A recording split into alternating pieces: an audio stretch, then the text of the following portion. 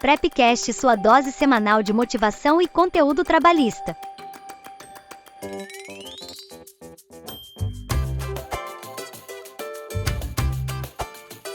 Olá pessoal! Bom dia, boa tarde, boa noite.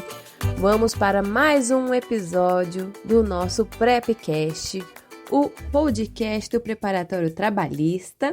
E esse é o nosso episódio de número 13 e trataremos das notícias do TST da semana do dia 9 de junho ao dia 30 de junho. E vamos para o nosso cardápio. Hoje temos 6 notícias muito interessantes que passaram nessas últimas semanas no TST. A primeira notícia é de uma bancária terá a jornada reduzida para acompanhar tratamento de filho com autismo. Essa notícia é bem interessante e tem aparecido recorrentemente, pelo menos para mim, no dia a dia.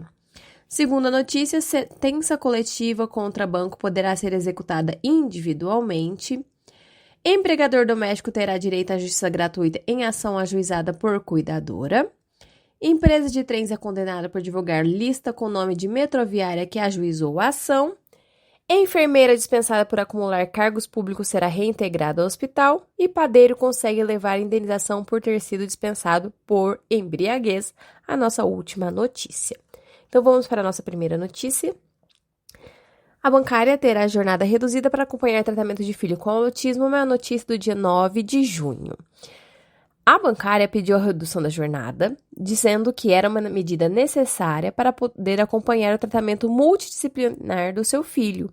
Segundo o laudo médico, que foi apresentado pela bancária, a criança precisava de cerca de 40 horas semanais de terapias, incluindo psicologia, fonoaudiologia, terapia ocupacional, fisioterapia e nutrição.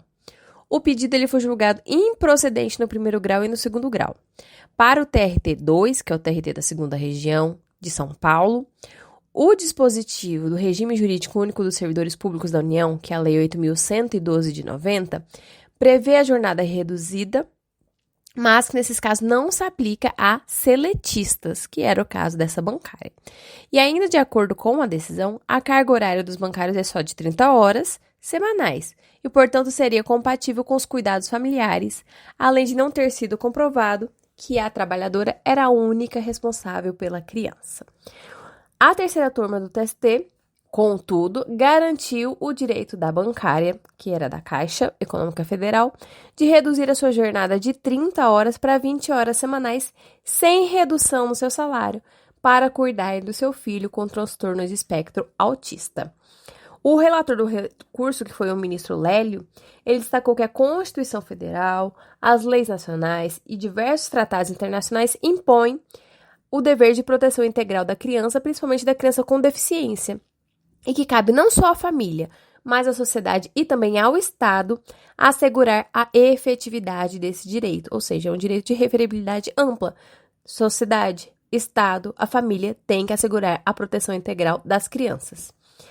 E no seu voto ainda, o relator destacou que o protocolo para julgamento com perspectiva de gênero do CNJ considera as desigualdades que afetam especialmente as mulheres que conciliam o trabalho produtivo e o trabalho reprodutivo. A decisão mencionou expressamente a Convenção sobre os Direitos da Pessoa com Deficiência, que tem o status constitucional, a Declaração Universal de Direitos Humanos, a Declaração da Filadélfia da OIT e a Lei 12.764, que instituiu a Política Nacional de Proteção dos Direitos da Pessoa com transtorno de espectro autista. Também foi citada a Diretiva 1158 de 2019 da União Europeia, que orienta a adoção de condições flexíveis de trabalho para pais e mães de crianças com deficiência. E diante da lacuna da CLT sobre o tema, a turma aplicou analogicamente o artigo 98, parágrafo 2º e 3º da Lei 8.112, que trata da jornada reduzida para os servidores públicos da União. E, portanto, foi assegurada o direito da bancária de redução da sua jornada. Lembrando que o TST recentemente soltou o tema 138 dos temas vinculantes do sistema dos recursos repetitivos, que fala que o empregado público que possui filho com transtorno de espectro autista tem direito à redução de jornada sem diminuição proporcional da remuneração e independentemente de compensação de horário, nas hipóteses do parágrafo 2º e 3º do artigo 98 da Lei 8.112 de 90. Então, veja, a Lei 8.112 fala dos servidores públicos da União, o tema 138 estende direito ao empregado público, e essa decisão estendeu o direito a essa empregada seletista, essa bancária que trabalhava na Caixa Econômica Federal também, por aplicação analógica. Próxima notícia é sobre direito coletivo. E sentença coletiva contra banco pode ser executada individualmente, notícia do dia 10/6 de 2025. Foi ajuizada uma ação coletiva em 2013 e a Justiça reconheceu o direito de bancários que estavam representados pelo sindicato a diferenças de horas extras. Na fase de execução, em que os valores seriam devidamente calculados e pagos, tendo sido iniciada essa execução em 2016. A ação foi ajuizada em 2013, a execução em 2016. 2 anos depois, a bancária entrou com uma ação individual de execução, sustentando que até aquele momento o banco estava se esquivando, não estava cumprindo a sentença e não estava apresentando os documentos necessários. O juiz de primeiro grau negou essa ação de execução individual e o Tribunal Regional do Trabalho da Terceira Região, que é o de Minas, também negou, para quem o fundamento era de que a execução deveria ser exclusivamente pelo sindicato de forma coletiva. E o TRT3, inclusive, justificou que a decisão ela observava o grande número de trabalhadores que estavam sendo substituídos pelo sindicato, que eram mais de 4.000. E assim, se fosse aceita a ação de execução individual, haveria uma sobrecarga no judiciário. Mas o ministro Agra Belmonte, que foi o relator do recurso, ressaltou que a jurisprudência do TST é clara. A legitimidade para executar a sentença coletiva é concorrente. Então, o trabalhador pode escolher entre a execução coletiva ou a execução individual, desde que esteja na lista de substituídos do sindicato. Segundo ele, a decisão que determinou a execução exclusivamente pelo sindicato não pode impedir a trabalhadora de executar individualmente os seus créditos. Próxima notícia. Empregador doméstico terá direito à justiça gratuita em ação ajuizada por cuidadora. Notícia do dia 11/6. O empregador estava se defendendo de uma ação ajuizada por uma cuidadora em 2017 com pedido de reconhecimento de vínculo. Segundo o processo, a cuidadora, que hoje na data da notícia contava com 86 anos, diz que prestou serviços entre 2006 a 2017 para a mãe do empregador e nunca teve a sua carteira assinada. A ação foi ajuizada antes da reforma trabalhista, a Lei 13.467, que alterou algumas regras de acesso à justiça.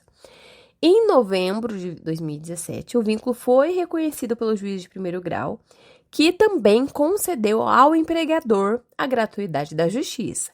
Mas, ao recorrer da decisão para o TRT da segunda região, foi rejeitado o recurso desse empregador porque ele não recolheu as custas e o depósito recursal. E o TRT2 disse que não há no processo de trabalho previsão de isenção de custas e dispensa do depósito recursal em favor de empregadores, seja pessoa física ou jurídica, e por isso declarou a deserção do recurso. Mas o relator do recurso de revista, que foi o ministro Alexandre Ramos, explicou que, nos termos da súmula 463 do TST, que também é anterior à reforma trabalhista, para pessoas naturais, e aqui pode ser empregado ou empregador, bastando que seja uma pessoa física, basta a declaração de que não tem recursos para arcar com os custos do processo, firmada pela parte ou por ser o advogado. Agora, se for uma pessoa jurídica, tem que comprovar a impossibilidade. E o relator ainda destacou que, em outubro do ano passado, o Pleno do TST, ao julgar um incidente de julgamento de recursos repetitivos, nesse caso foi o tema 21, admitiu a declaração de pobreza firmada por pessoa física, sob as penas da lei, como prova para obter a gratuidade da justiça. Notícia seguinte: empresa de trens é condenada por divulgar lista com nome de metroviária que ajuizou a ação. Notícia dia 11/6. Em uma reclamação trabalhista, uma metroviária diz que em junho de 2018, a sua empregadora, que foi a Transurb, expôs uma tabela com nomes, números da reclamação trabalhista e valores que os empregados receberiam na ação de mais de 2.000 empregados. Tem condições? Segundo a Metroviária, após a exposição da lista na intranet, ela, essa Metroviária e outros trabalhadores que foram mencionados na lista passaram a ser alvos de piada, chacota e ouviam frases como: "E aí, tá rico? Me faz um empréstimo?" Além disso, os demais trabalhadores começaram a fazer uma espécie de banco de apostas, em que os colegas diziam uns aos outros: "Ah, esse processo tu vai perder, esse aqui já tá ganho, a causa ganha." Em março de 2023, o juízo de primeiro grau condenou a empresa a pagar R$ 10.000 de indenização, mas o TRT da 4ª Região ele reformou a sentença e reduziu a indenização. A segunda turma do Tribunal Superior do Trabalho condenou a empresa a indenizar a Metroviária, que teve seus dados divulgados na intranet. Para a relatora do recurso, que foi a ministra Adelaide, a lista de nomes de trabalhadores que tenham proposto a ação é, com certeza, discriminatória, pois tem o potencial de efeito de retaliação no mercado empresarial. E veja, além dessa retaliação no mercado empresarial, houve danos efetivos, né? Haviam chacotas, haviam piadas, até um banco de apostas. Então, teve efeitos tanto dentro da empresa, quanto poderia ter efeitos externos. E por isso foi considerado uma dispensa discriminatória e mantida a indenização à trabalhadora. Notícia seguinte: enfermeira foi dispensada por acumular cargos públicos e será reintegrada ao hospital. Notícia do dia 12/6. Essa notícia é aquela pegadinha que cai sempre em provas de primeira fase, sobre a possibilidade de acumulação de cargos públicos. Então, uma enfermeira do Hospital das Clínicas de Porto Alegre prestava serviço desde 91 e foi dispensada em agosto de 2023 por justa causa, sob a alegação de que estava acumulando ilegalmente 2 cargos públicos e não estava respeitando o intervalo de 11 horas de descanso entre as jornadas dos 2 empregos. O hospital, ao saber que ela trabalhava também, além de trabalhar das 19 às 7 no Hospital das Clínicas de Porto Alegre, em regime 12/36, e também prestava serviço desde 2002, também como enfermeira para o município de Porto Alegre, mas era de manhã, das 7 às 13, de segunda a sexta, por ter saber dessa acumulação de serviço, o hospital dispensou ela por justa causa, falando que a carga horária excessiva comprometia o desempenho profissional e a eficiência no serviço desta enfermeira. Na ação trabalhista, a enfermeira requereu a reintegração e o restabelecimento do seu plano de saúde. O juízo de primeiro grau deferiu a antecipação da tutela e determinou a reintegração. O hospital entrou com mandado de segurança da tutela que foi concedida, mas o TRT da 4ª Região não constatou nenhuma ilegalidade e falou que foi suficientemente comprovado que havia compatibilidade de horários para o exercício dos 2 cargos públicos. E também não foi comprovado que a fruição parcial do intervalo de alguma forma comprometia o trabalho da enfermeira. E a subseção 2, especializada em dissídios individuais, também rejeitou o recurso do hospital contra a reintegração. Então, manteve a reintegração dessa trabalhadora. A ministra relatora, que foi a ministra Morgana, ressaltou que a acumulação de cargos públicos é disciplinada no artigo 37 da Constituição, permitindo, desde que haja compatibilidade de horários e o respeito ao teto constitucional. E nossa última notícia: um padeiro conseguiu levar a indenização por ter sido dispensado por embriaguez, notícia do dia 18.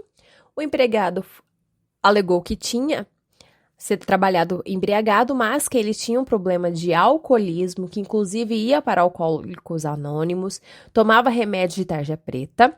A empresa alegou que ele teria ido embriagado para o trabalho, inclusive apresentando filmagens. O trabalhador apontou que o estado em que ele apareceu no trabalho era devido à medicação e não que estava embriagado. O juízo de primeiro grau concedeu uma indenização pela dispensa discriminatória de R$ 10.000. O TRT reduziu a indenização para R$ 5.000, foi o TRT da 2ª Região. E a 7ª turma do TST elevou a indenização para R$ 10.000, sendo que o relator, que foi o ministro Cláudio Brandão, destacou que o dano reparado envolvia não apenas a reversão da dispensa discriminatória, mas também a doença do trabalhador, que não havia sido considerada pela empresa. Essas foram as notícias do nosso episódio de número 13. Espero que tenham gostado e estejam prontos para o nosso próximo episódio. Tchau, tchau! Prepcast, sua dose semanal de motivação e conteúdo trabalhista.